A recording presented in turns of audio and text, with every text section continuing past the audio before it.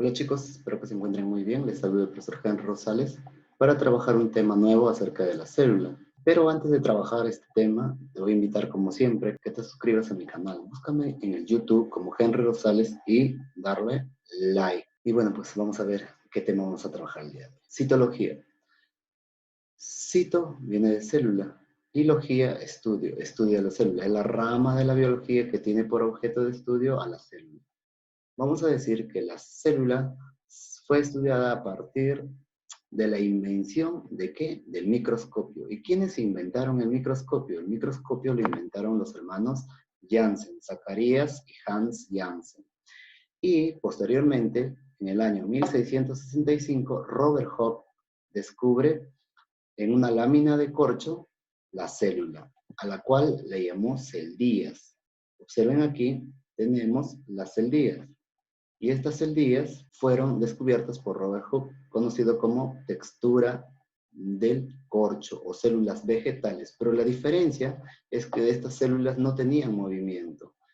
A diferencia de quién? De Anton van Leeuwenhoek, que era un holandés, que en el año 1676, ¿qué hace? Él estudia una célula viva. ¿Qué hace? Este señor inventaba microscopios y dentro de sus inventos comenzó a estudiar a las células vivas y en este caso encontró ¿a quién? A los microorganismos que estaban en un charco, crecen en forma de larvas y él comenzó a estudiarlas. También vamos a decir más adelante, en unos años más tarde, Robert Brown descubre el núcleo celular. Al descubrir el núcleo celular, Robert Brown dice que todas las células contienen un núcleo, pero tuvo un error. ¿Por qué? Porque las células procariotas no tenían un núcleo definido. Posteriormente, Félix Dujardin, en el año 1835, encuentra ¿qué cosa? Encuentra el citoplasma. ¿Qué es el citoplasma? El citoplasma es todo lo que envuelve a la célula. Entonces está en el intermedio, es un lugar, es sitio acuoso donde están todas las organelas. Más adelante, Matthias Schleiden y Theodor Scheban. El primero, Matthias Schleiden, era un botánico y Theodor Scheban, un zoólogo. Ellos dos plantean la teoría celular, la primera teoría celular, en donde dicen que todo organismo vivo está constituido por células. Posteriormente, Rudolf Virchow, en el año 1858, crea la teoría celular moderna, en la cual dice que todo ser vivo contiene células y que la célula es la mínima unidad de todo ser vivo. Asimismo, que es la unidad morfológica, fisiológica y genética de todo ser vivo. Las células solamente se originan a partir de otras células. Eso es lo que dice Rudolf. Así como hablamos de la historia de la célula, también vamos a decir que la célula tiene clasificaciones.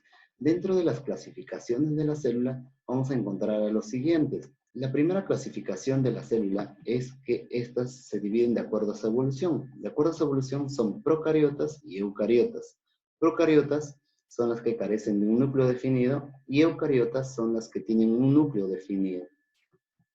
También vamos a decir que se clasifican de acuerdo a su respiración, que son aeróbicas y anaeróbicas. Aeróbicas son las que viven con presencia de oxígeno y anaeróbicas las que viven sin presencia de oxígeno. Según su nutrición, vamos a tener que son autótrofas, heterótrofas y mixósforas.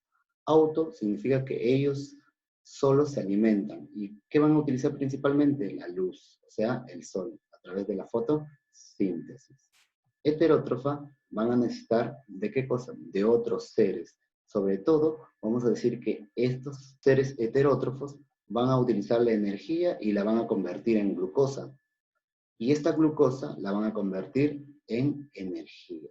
¿Para qué vamos a convertir esa glucosa en energía? Para poder realizar cualquier actividad. No necesariamente nosotros, sino las células. ¿Por qué? Porque tenemos 20.000 billones más o menos de células. Según su tamaño. Según su tamaño tenemos que son microscópicas y macroscópicas. Microscópicas son menor a 100 micras. Y macroscópicas son las que tienen una medida mayor a 100 micras.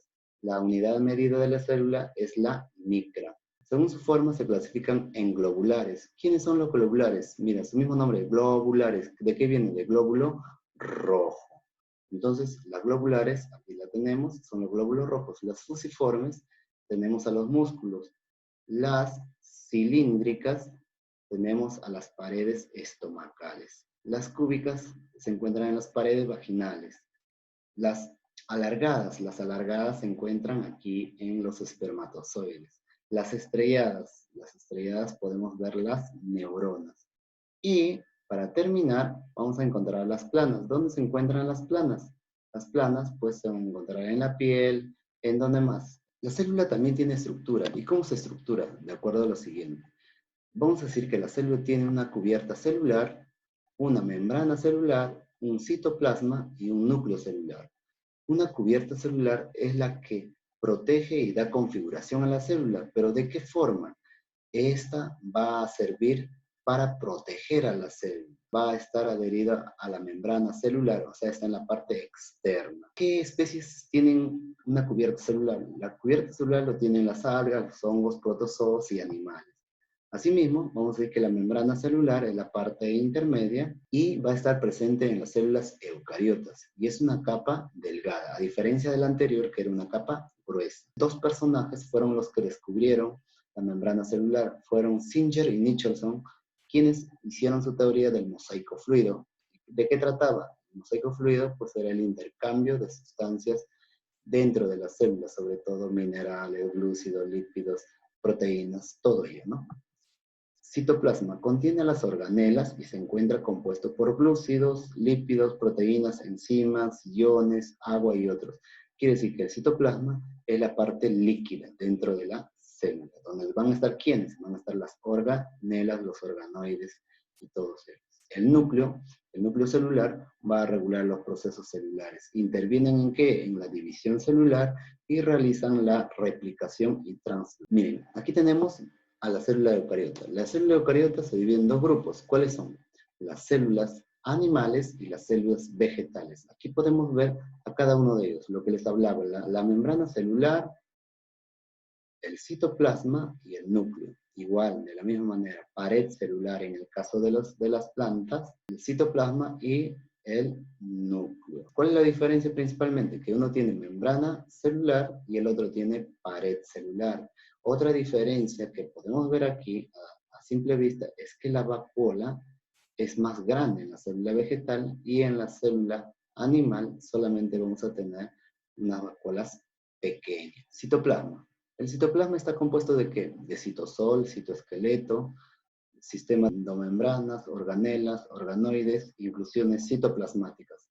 Dentro del citoesqueleto están los microtúbulos, los microfilamentos de actina, y dentro de los sistemas de endomembranas están la carioteca, retículo endoplasmático y el Golgisoma, o también llamado aparato de Golgi.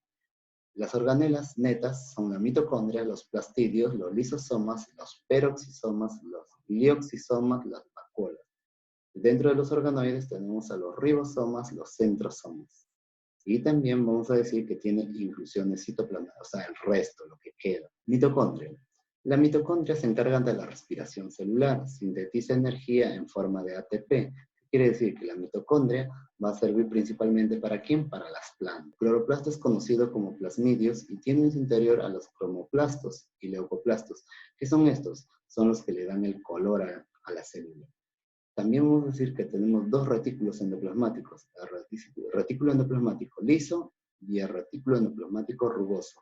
Vamos a ver en qué se diferencian cada una de ellas. El retículo endoplasmático liso carece de ribosomas y sintetiza gran cantidad de lípidos. Realiza la detoxificación celular. ¿Qué significa esto? Si nosotros consumimos licor o bastante cerveza, ¿qué es lo que va a pasar? Nuestro hígado va a tener un problema.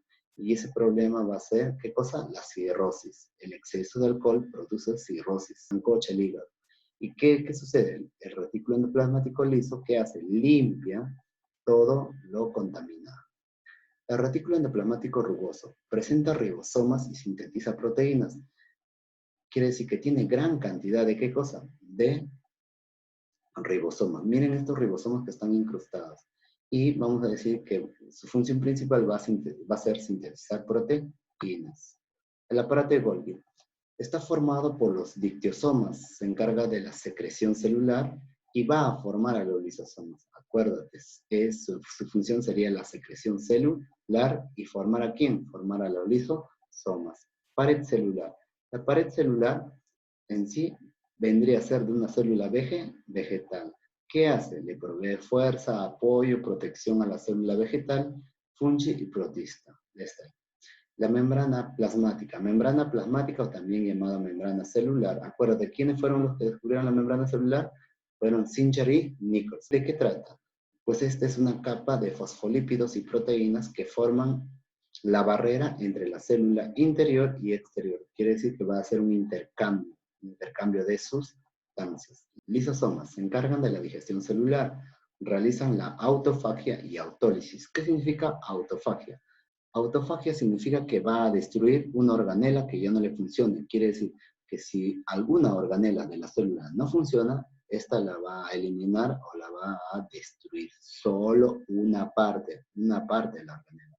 A diferencia de la autólisis significa destrucción total. Quiere decir que va a destruir toda la célula que ya no sirve. Un ejemplo de autólisis sería que la mujer al estar embarazada, el bebé pues está comunicado con el cordón umbilical y cuando ya el bebé nace, ese cordón umbilical se le corta, se le quita, es decir, ¿qué está haciendo? Está eliminando toda la célula. Otro ejemplo sería que la mamá al dar a luz, la barriga comienza a bajar, quiere decir que su cuerpo comienza a eliminar también lo que ya no sirve. Otro ejemplo sería el renacuajo. El renacuajo, cuando va mudando a la fase adulta, ¿qué hace? Elimina la cola y vamos a decir que está haciendo la autólisis. Peroxisoma. Contiene a la enzima catalasa que desdobla el agua oxigenada. ¿Qué quiere decir esto? Cuando nosotros nos dañamos o tenemos una herida, ¿qué sucede? Mamá o papá te echaban agua oxigenada. ¿Pero para qué te echaban esa agua oxigenada? El agua oxigenada no te hacía nada a ti, sino a quién le hacen daño, a las bacterias. Es decir, que van a tener una enzima catalasa que para mí no me sirve. Pero ¿a quién no te hace daño? Hace daño a las bacterias. Entonces, ¿dónde lo vas a encontrar? Cuando salen las burbujas en tu piel, se está desinfectando. Entonces, ahí se está produciendo la enzima catalasa. Se está desdoblando, acuérdate, ¿eh? El citosol.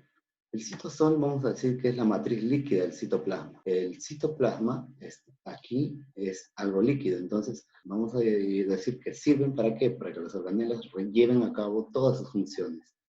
Ribosomas. Los ribosomas sintetizan proteínas. Son responsables de crear a los aminoácidos y las cadenas de las mismas. Vacuolas son las organelas unimembranosas y contienen agua, solutos y pigmentos. La vacuola es de mayor longitud en las células vegetales. El núcleo contiene el código genético o el ADN de transcripción y transducción. ¿De quién? De la célula. Entonces vamos a decir que puede ser diploide o haploide. Diploide significa que deriva de una célula somática. Quiere decir que al derivar de una célula somática, todas las células van a tener 46 cromosomas, a excepción de una célula haploide. ¿Qué es una célula haploide? Cuando intervienen dos gametos o dos cromosomas para formar una célula de 46. No entiendo, profesor, ¿a qué se refiere?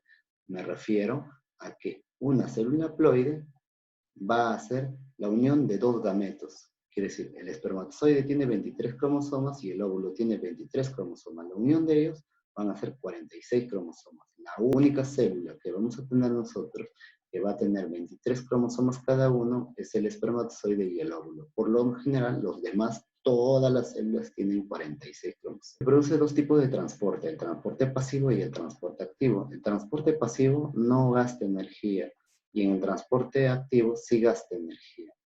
Se indican tres tipos de permeabilidad dentro del núcleo. ¿Y cuáles son? La solución hipotónica, la solución isotónica y la solución hipertónica.